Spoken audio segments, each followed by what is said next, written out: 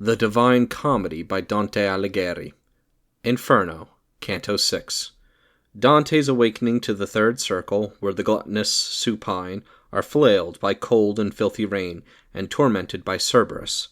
Giacomo and his prophecy concerning Florence, the state of the damned after the resurrection. Upon my mind's reviving, it had closed on hearing the lament of those two kindred, since sorrow had confounded me completely. I see new suffering, new sufferers, surrounding me on every side. Wherever I move or turn about or set my eyes, I am in the third circle, filled with cold, unending, heavy, and accursed rain. Its measure and its kind are never changed. Gross hailstones, water-gray with filth and snow, come streaking down across the shadowed air. The earth, as it receives that shower, stinks. Over the souls of those submerged beneath that mess is an outlandish, vicious beast, his three throats barking, dog-like. Cerberus. His eyes are blood-red, greasy black his beard, his belly bulges, and his hands are claws. His talons tear and flay and rend the shades. That downpour makes the sinners howl like dogs. They use one of their sides to screen the other. Those miserable wretches turn and turn. When Cerberus, the great worm, noticed us, he opened wide his mouths, showed us his fangs. There was no part of him that did not twitch. My guide opened his hands to their full span, plucked up some earth, and with his fist filled full, he hurled it straight into those famished jaws, just as a dog that barks with greedy hunger will then fall quiet when he gnaws his food, intent and straining hard to cram it in. So were the filthy faces of the demon Cerberus transformed, after he stunned the spirits so they wished they were deaf. We walked across the shades on whom there thuds that heavy rain, and set our souls upon their empty images that seemed like persons. And all those spirits lay upon the ground, except for one who sat erect as soon as he caught sight of us in front of him. "O you who are conducted through this hell," he said to me, "recall me if you can, for you, before I was unmade, were made." And I to him, "It is perhaps your anguish that snatches you out of my memory, so that it seems that I have never seen you. But tell me who you are set in such a dismal place, such punishment. If other pains are more, none's more disgusting." And he to me, "Your city, one so full of envy that its sack has always spilled. That city held me in the sunlit life. The name you citizens gave me was Giacomo. And for the damning sin of gluttony, as you can see, I languish in the rain. And I, a wretched soul, am not alone, for all of these have this same penalty, for the same sin."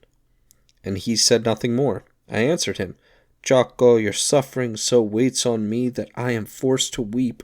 But tell me, if you know, what end awaits the citizens of that divided city? Is any just man there? Tell me the reason why it has been assailed by so much schism." And he to me, "After long controversy they'll come to blood. The party of the woods will chase the other out with much offense.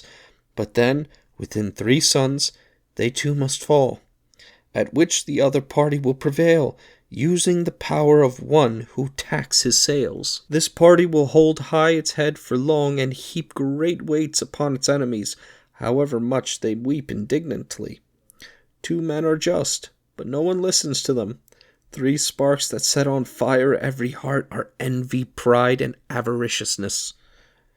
With this his words, inciting tears, were done, and I to him, "I would learn more from you.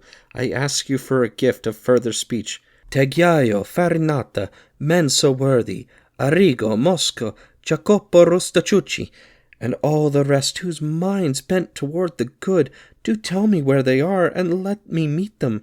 For my great longing drives me on to learn if heaven sweetens or hell poisons them." And he, "They are among the blackest souls. A different sin has dragged them to the bottom.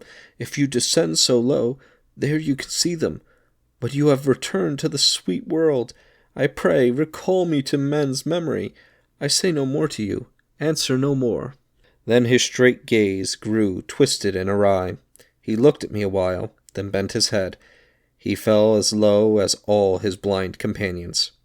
And my guide said to me, "He'll rise no more until the blast of the angelic trumpet upon the coming of the hostile judge.